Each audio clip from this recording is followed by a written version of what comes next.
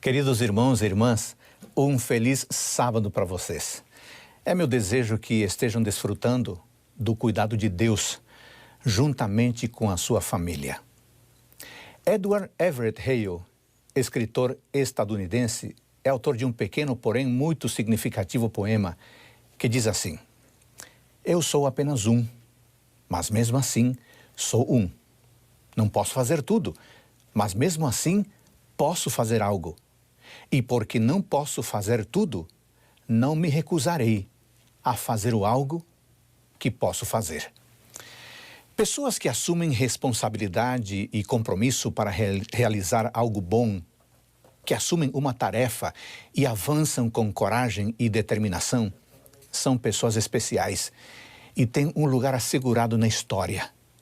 Nós costumamos chamar essas pessoas de ousadas, porque tiveram a valentia de dizer algo ou fazer algo que a maioria das pessoas não teve a audácia de dizer ou fazer. Você conhece pessoas assim? Ousadas, arrojadas, valentes? Pessoas que não recuam diante de situações de risco? Homens e mulheres de Deus que cumprem a missão mesmo em meio de situações de grande perigo? A Bíblia relata a história de vários homens e mulheres intrépidos, chamados por Deus para realizar tarefas altamente complexas em momentos de crise aguda.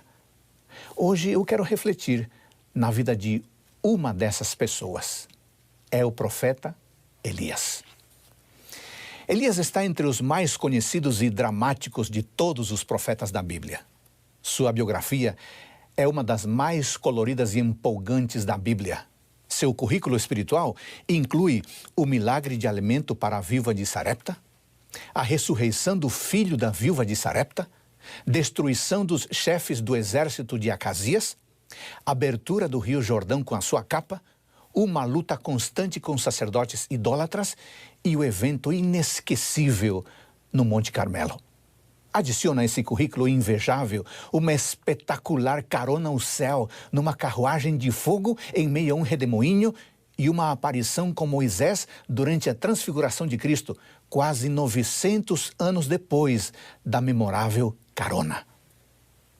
Que currículo espetacular deste homem extraordinário, deste homem de Deus, chamado para o ministério profético numa das piores, se não a pior época de Israel. Época marcada por fome, miséria, corrupção e apostasia. Mas em meio a essa crise moral, social e espiritual, Deus pôde contar com a bravura e a determinação de Elias para ser seu porta-voz. Elias apareceu na hora H da história de Israel. Tal qual um meteoro, ele iluminou o negro céu da noite espiritual de Israel. O tempo era muito difícil. A idolatria, infelizmente, se tornara padrão da vida do povo de Deus. E por isso, o Senhor procurava alguém. Eis que Deus olha para um lado, olha para o outro lado e encontra Elias, o tesbita. E quando Deus encontra Elias, sua busca termina, porque ele acabara de achar aquele que por aproximadamente 50 anos incomodaria os acomodados, despertaria os sonolentos, orientaria os desnorteados, puxaria a orelha dos rebeldes, chamaria a atenção dos afastados, seria duro com os arrogantes, zombaria dos sacerdotes pagãos, mas também demonstraria compaixão com os humildes e até teria tempo para discipular seu sucessor Elias. Enfim, ajudaria a resgatar o povo de Israel das garras de Baal para as mãos graciosas de Jeová. Elias se colocou na brecha do muro destruído. Elias se colocou no lugar onde o muro desmoronara e ajudou a reconstruir a fé de Israel. Para usar a linguagem do magnífico profeta Isaías, Elias foi um reparador de brechas. Elias foi um restaurador de veredas. Este homem surpreendente era tudo o que nós gostaríamos de ser. Elias era uma pessoa obediente, Elias era um homem de oração, Elias era destemido, Elias era decidido, Elias amava profundamente a Deus, Elias recebia a palavra de Deus, Elias escutava a Deus, Elias era movido pelo Espírito Santo, Elias era cheio do poder de Deus, Elias era totalmente dedicado ao Senhor e por isso Deus pôde usá-lo poderosamente. Vamos estudar alguns aspectos da vida de Elias e com isso quero desafiar você. Quero desafiar a mim, no sentido de repensarmos o nosso comportamento, repensarmos o nosso estilo de vida, repensarmos o nosso compromisso com Deus. Em primeiro lugar, Elias era corajoso e humilde. Em 2 Reis, capítulo 1, versículos 7 e 8, temos um retrato resumido do profeta. O texto diz assim, segundo livro de Reis, capítulo 1, versículos 7 e 8. Então o rei perguntou, qual era a aparência do homem que veio ao encontro de vocês e falou tais palavras? Eles responderam, era um homem vestido de pelos, com um cinto de couro na cintura. Então o rei disse, é Elias, o tesbita. Os beduínos se vestiam dessa maneira simples, usando os cabelos soltos, e nas costas um pano peludo amarrado no peito e na cintura com um cinto de couro. Era dessa forma que Elias se vestia. Suas roupas simples combinavam com o seu ofício sério e seu comportamento austero e intransigente. Imaginemos quando Elias se apresenta diante do rei Acabe para dizer que não haveria chuva nos próximos anos. Assim que ele entra em cena, seu próprio nome já faz sua apresentação, que poderia ser mais ou menos assim. Eu tenho um Deus, seu nome é Jeová. Ele é o único a quem eu sirvo e diante de quem me prostro. Por isso, em nome do Deus vivo de Israel, eu afirmo, não vai cair orvalho nem chuva durante os próximos anos, até que eu diga para cair orvalho e chuva de novo. Que palavras tremendas! Que homem corajoso! O povo de Israel estava vivendo durante mais de 5 décadas de descrença, assassinatos, idolatria, impiedade, corrupção e declínio espiritual. De repente, da cidade de Tisbé, da região de Gileade, eis que Deus suscita um profeta. Distanciado de qualquer cidade de renome e não ocupando nenhuma alta posição na vida, Elias o tesbita entregou-se à sua missão, confiante no propósito de Deus. Gileade era uma área montanhosa, conhecida por seus altos picos e vales profundos. O próprio nome Gileade, em sua forma hebraica, significa bruto ou áspero. Isso nos diz que Elias era um homem do sertão. Provavelmente era tido por muitas pessoas como alguém fanático, procedente de uma região subdesenvolvida, ou um provinciano. Afinal, Gileade não era um lugar de estudos e de fino trato, não era um lugar de sofisticação, de leitura e diplomacia. Por causa disso, Elias não era um sujeito sofisticado, letrado. Não. Elias era simples e direto.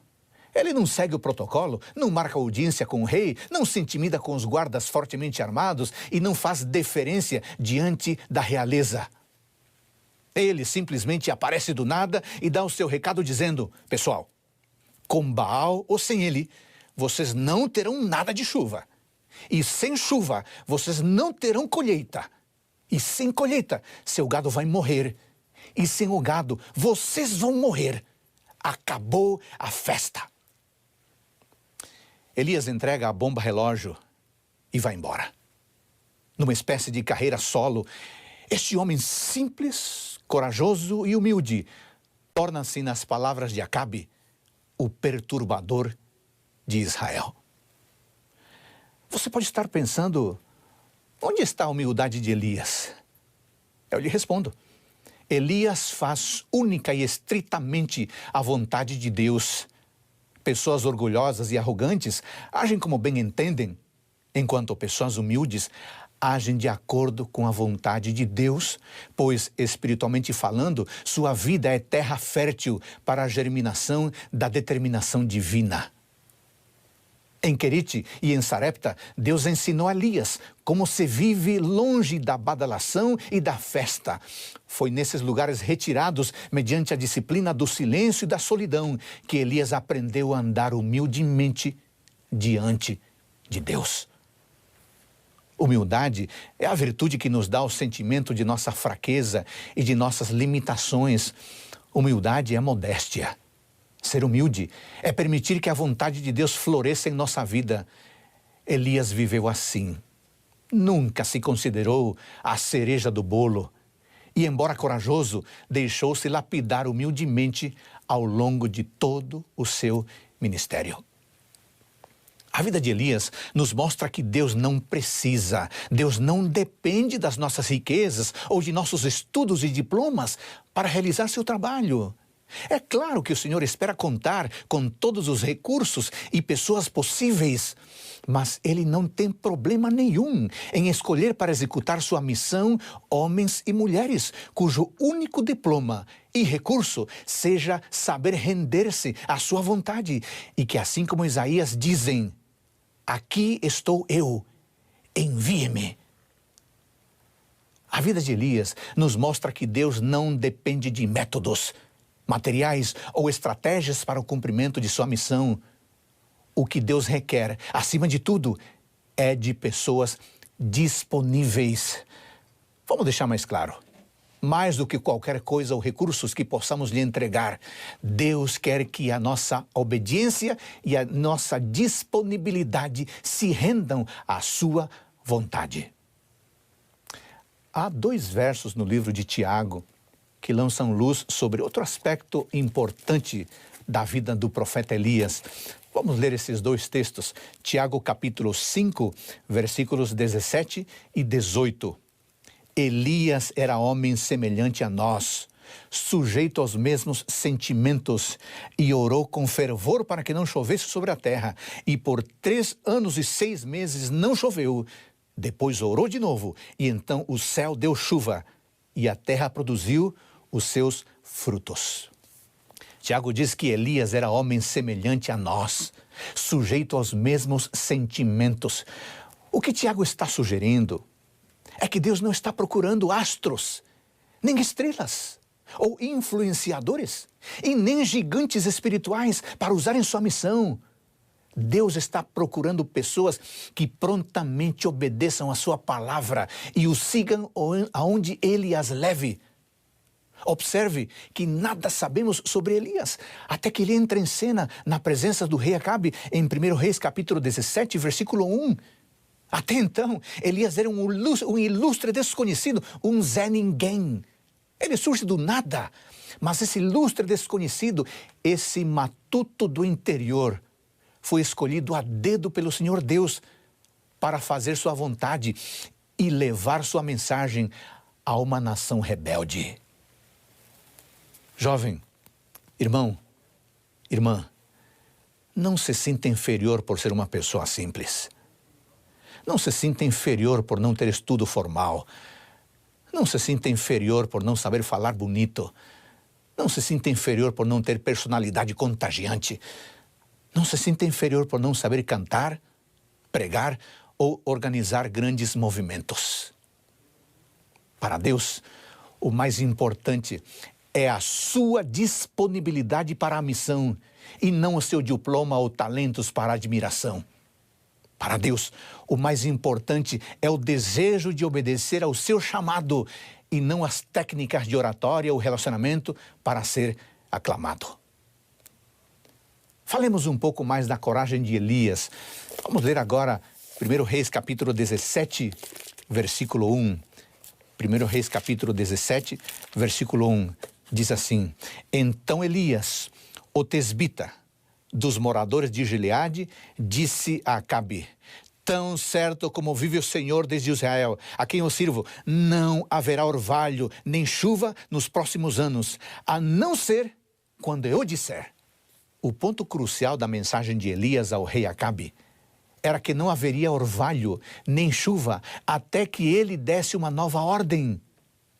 As palavras de Elias, que eram as palavras de Deus, fecharam o céu, estancaram a chuva. Que tremendo! Este foi um ataque direto contra a religião falsa do culto a Baal. Quem era Baal? Baal era o deus cananeu da fertilidade. Ele era visto ou notado nos trovões e na chuva que caía. O culto a Baal era algo totalmente depravado e geralmente ocorria no topo das colinas onde as estátuas de Baal eram construídas. Um dos aspectos mais horríveis da adoração a Baal era o sacrifício humano. Quando havia tempo de seca, supunha-se que Baal estivesse zangado com o povo. Para chamar sua atenção, eles costumavam sacrificar um filho primogênito, queimando-o vivo. Era uma religião terrível que existia para gratificar a carne. Poderíamos dizer muito mais sobre a adoração a Baal, mas isso é suficiente para ver por que adorar a Baal era uma terrível ofensa ao Senhor Deus de Israel. E o que é pior, os filhos de Deus rejeitaram a religião simples e correta de Jeová e a substituíram pela religião sofisticada, urbana e herética dos cananeus. Por isso, quando Elias fez seu anúncio, ele não estava simplesmente declarando que se iniciaria um período de estiagem. Elias não foi lá entregar a Acabe uma previsão do tempo. Não, Elias estava declarando guerra aberta, direta a Baal. Foi preciso muita coragem para se levantar diante do rei e principal promotor dessa falsa religião e dizer: meu Deus é maior que Baal. E para provar isso, Deus vai fechar a torneira. Não haverá chuva até que eu diga. E não há nada que você, Jezabel e Baal possam fazer sobre isso. Entendeu? Um caipira do interior entra no palácio real e, olhando nos olhos do rei, faz um anúncio duro. Isso exigiu coragem. A missão de Elias era entregar esse duro recado ao rei Acabe. Qual é a sua missão? Qual é a tarefa que Deus pediu para você realizar? É pastorear uma igreja? Faça isso com coragem e determinação. É cuidar do povo de Deus? Faça isso com coragem e determinação. É visitar pessoas enfermas? Faça isso com coragem e determinação. É influenciar seu filho ou sua filha para que retornem a Deus? Faça isso com coragem e determinação. Qual é a sua missão? É fazer sua parte para salvar seu casamento? Faça isso com coragem e determinação. É levar o evangelho para seus colegas de trabalho? Faça isso com coragem e determinação. É dar estudos bíblicos a pessoas interessadas? Faça isso com coragem e determinação. Qual é a sua missão? É liderar os jovens de sua igreja? Faça isso com coragem e determinação. É cuidar do clube de desbravadores ou aventureiros? Faça isso com coragem e determinação. É ajudar a revitalizar a escola sabatina em sua igreja? Faça isso com coragem e determinação. É falar do amor de Deus para seus colegas da universidade? Faça isso com coragem e determinação. É ser um comportor evangelista? Faça isso com coragem e determinação. Qual é a sua missão? É participar de um ano em missão? Faça isso com coragem e determinação. É ser um missionário na Janela 1040? Faça isso com coragem e determinação. Diante de uma tarefa que Deus nos confiou, precisamos comportar-nos com coragem, a coragem de Elias. Isso somente é possível quando investimos tempo em comunhão com Deus. Ele é a nossa fortaleza, socorro bem presente no tempo da angústia. Em segundo lugar, Elias era um homem de fé, obediência e compromisso com Deus. O nome Elias significa meu Deus é Jeová ou o Senhor é o meu Deus. É um nome poderoso, é quase que um sermão. A Elias fora confiada a missão de levar a Acabe a mensagem de juízo. Ele não pediu para ser o mensageiro do Senhor. A palavra do Senhor veio a ele. Consciente da honra do chamado de Deus, Elias não hesitou em obedecer à intimação divina Embora a obediência a esse chamado parecesse que o levaria à morte nas mãos do ímpio e violento rei.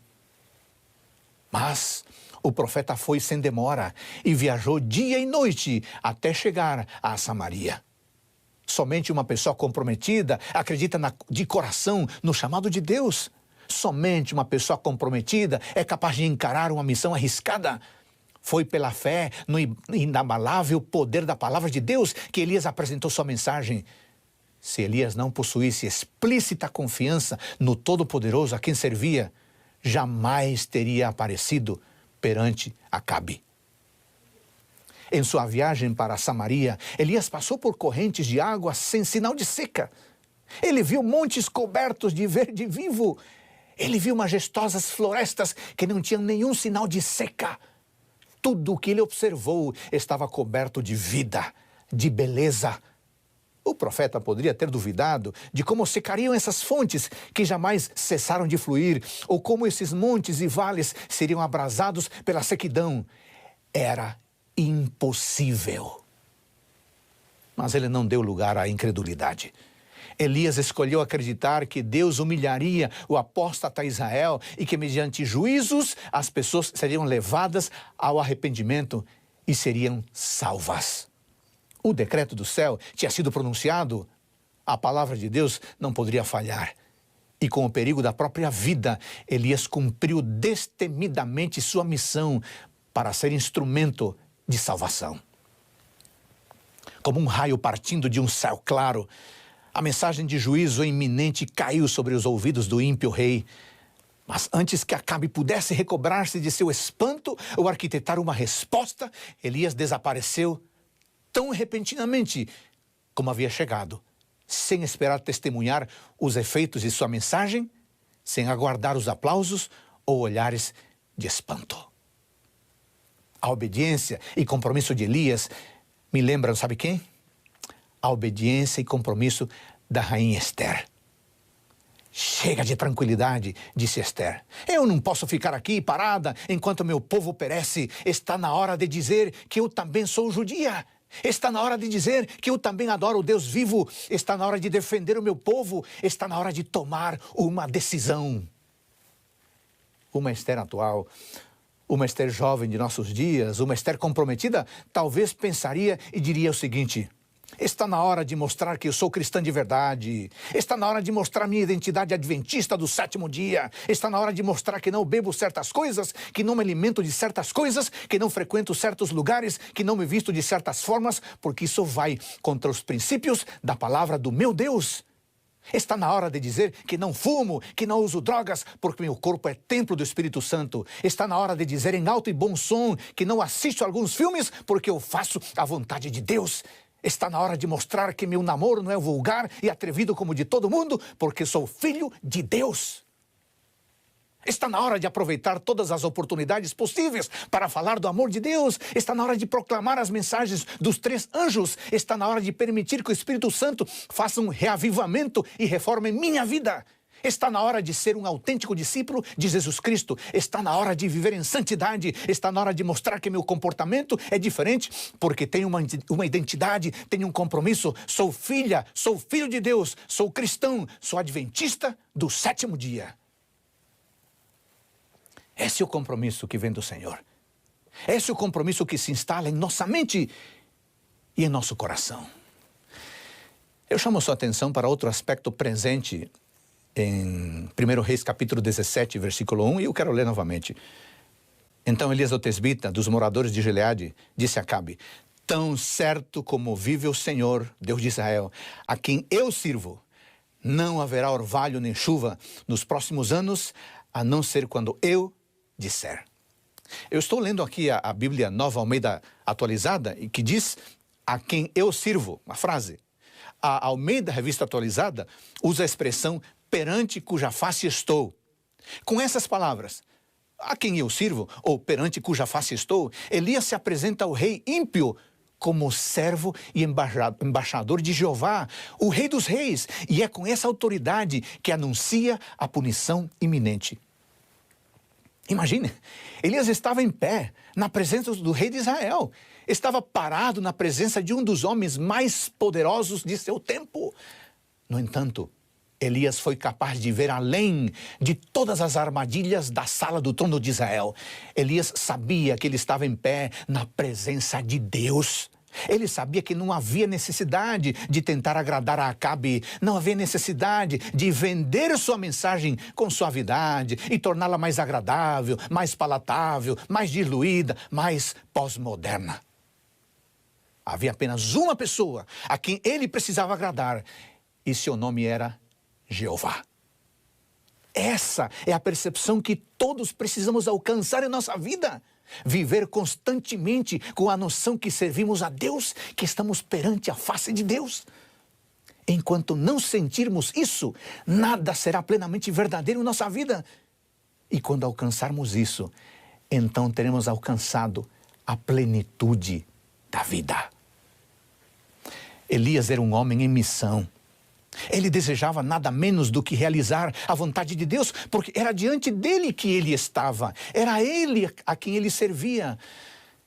Será que você e eu podemos dizer honestamente que, independentemente do que alguém pensa, viveremos para Deus? Defenderemos a Deus e serviremos a Deus sempre? Essa é a atitude de total comprometimento. Essa atitude que Deus pode abençoar e essa é a pessoa a quem Deus pode usar. No 9º século a.C., Deus precisava de um homem especial para iluminar a escuridão daqueles dias sombrios. Deus procurava alguém que tivesse uma espinha dorsal capaz de mantê-lo erguido. Deus procurava alguém que tivesse fibra moral, fibra espiritual, suficientes para saber distinguir a fidelidade da infidelidade, a adoração a Deus de idolatria aos deuses. Deus queria alguém que, se necessário, tivesse a coragem de dizer ao rei. Talvez Deus quis dizer com isso que situações críticas exigem pessoas fortes. Circunstâncias de apostasia requerem pessoas altamente espirituais e que elas podem surgir dos lugares mais inesperados, dos lugares menos prováveis. Estamos precisando com urgência de pessoas assim em nosso país. Precisamos de homens e mulheres como Elias, em nossas escolas, em nossas universidades, em nossos tribunais, em nossos escritórios, em nossas casas, em nossos hospitais, em nossas fábricas, em nossos comércios, em nossas igrejas. Precisamos de médicos, professoras, dentistas, pedreiros, padeiros, comerciantes, advogados, enfermeiras, assistentes sociais, arquitetas, psicólogos, jornalistas, musicistas, engenheiros, administradores, mecânicos, contabilistas, pastores, pessoas públicas e pessoas comuns, homens e mulheres que sejam simples, corajosos, humildes, homens e mulheres de fé madura, obedientes e comprometidos com Deus, homens e mulheres made in Elias, que promovam as coisas de Deus, que vivam como Deus quer, que fiquem em pé, firmes e fortes, ainda que caiam os céus. Sabe o que é curioso? O país estava em ruínas, a nação estava destroçada moral e espiritualmente, e Deus não levantou um exército, Deus não suscitou um time, Deus levantou uma pessoa, e essa pessoa despertou toda uma nação. Quando Deus quer abalar e transformar uma nação, Ele não trabalha por atacado, em bando. Quando Deus quer transformar uma nação, Ele levanta um valente, uma valente. Elias, o homem que se vestia de modo esquisito, que não fora educado na fina flor da sociedade, que viera da inesperada Tisbé, surge de repente, pisa nas páginas da história e chama as hostes inimigas para a briga. Você acha que Deus precisa desesperadamente de nossos métodos, de nossos talentos e de nossos recursos para impactar o mundo? Que nada. Deus precisa de pessoas. Deus precisa de pessoas que sejam simples, corajosas, humildes, pessoas de fé, obedientes e comprometidas com Ele, homens e mulheres made in Elias, que promovam as coisas de Deus, que vivam como Deus quer, que fiquem em pé, firmes e fortes, ainda que caiam os céus.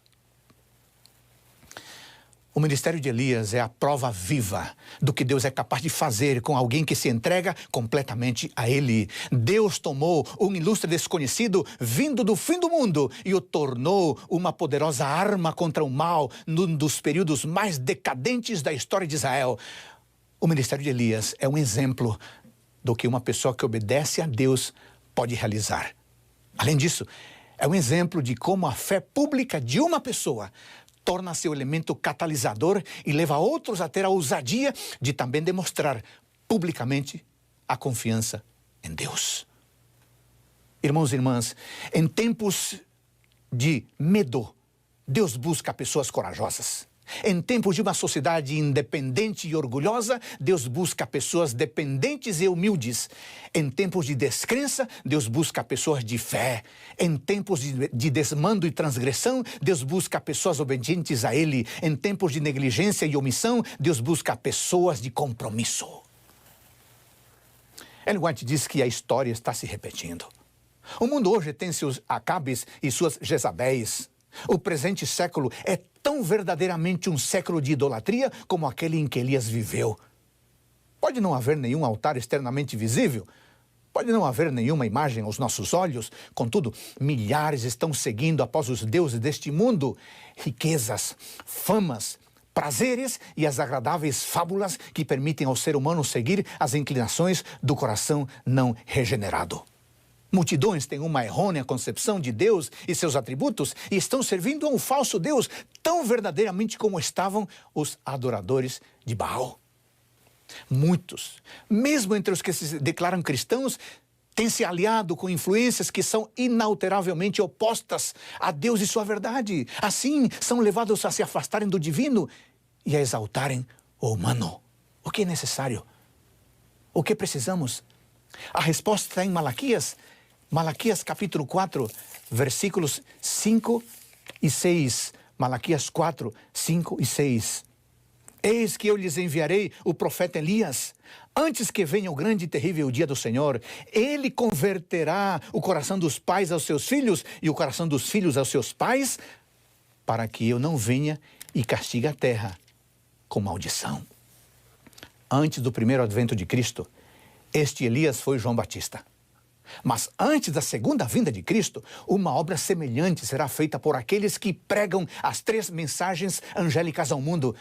Sabe o que isso significa? Acabaram as nossas férias. Nós, adventistas do 7º dia, estamos sendo convocados para sermos Elias, para sermos missionários, para sermos evangelistas do Senhor Deus no mundo. Eu vou enfatizar, o povo de Deus dos últimos dias é chamado de Elias. Ele é o anjo de Apocalipse 14. As características desse Elias profético apontam para aqueles que guardam os mandamentos de Deus e têm o testemunho de Jesus. A igreja adventista do 7º dia é aquela que cumpre todas as características dessa profecia. Por isso Satanás está tão irado contra a igreja adventista do 7º dia. Irmãos e irmãs, somos o remanescente da profecia bíblica que restaurou a verdade da adoração ao Deus Criador, o sábado. E cremos que temos a salvação, perdão e mediação somente em Cristo, o Evangelho eterno.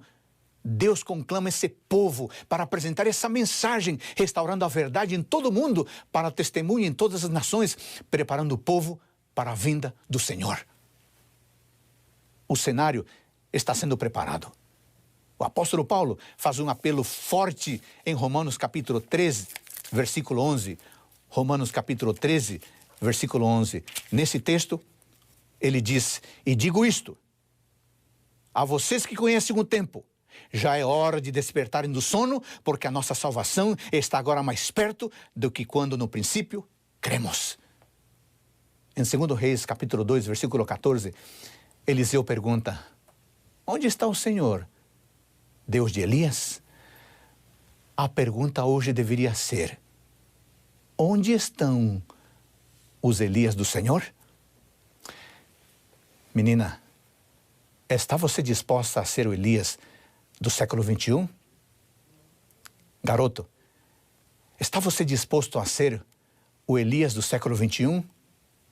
Jovem, está você disposto a ser o Elias do século 21? Senhorita, está você disposta a ser o Elias do século 21? Irmão, está você disposto a ser o Elias do século XXI? Pastor, está você disposto a ser o Elias do século XXI? Está? Sim? Que bênção. Que maravilha. Deus conta com você e conta comigo. Oremos. Obrigado, Deus, por tua palavra que mais uma vez acalentou o nosso coração. Queremos entrar para a tua missão e pregar a tua palavra ao mundo, mas antes queremos vivê-la profundamente, assim como Elias. Habita em nós, transforma a nossa vida e usa-nos como instrumentos em tuas mãos. Oramos em nome de Jesus. Amém.